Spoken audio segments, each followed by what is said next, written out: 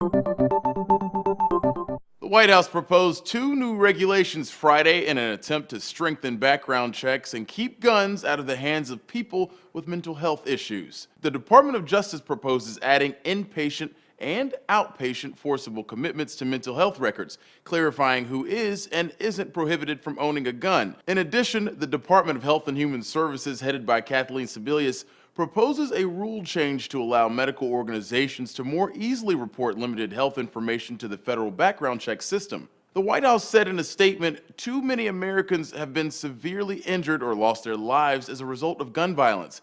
In some cases, when persons with a mental illness do not receive the treatment they need, the result can be tragedies such as homicide or suicide. Friday's announcement comes nearly a year after President Obama announced 23 executive actions to ban certain firearms and increase background checks on the heels of the Sandy Hook Elementary School shooting. According to the Wall Street Journal, the administration's efforts sputtered in 2013 when the Senate failed to pass a proposed change to expand background checks. The paper reports, in the absence of any new legislation, the White House has been limited to taking executive actions to enact more modest changes to background checks and other firearms regulations. One New York Times reporter told MSNBC the new proposals don't exactly bode well for the Obama administration in its fight to enact gun law changes. They haven't given up, but essentially the fact that these are regulations shows that, they continue to see no hope for legislation. Politico adds the rules will go into effect after a 60-day comment period, which begins Tuesday,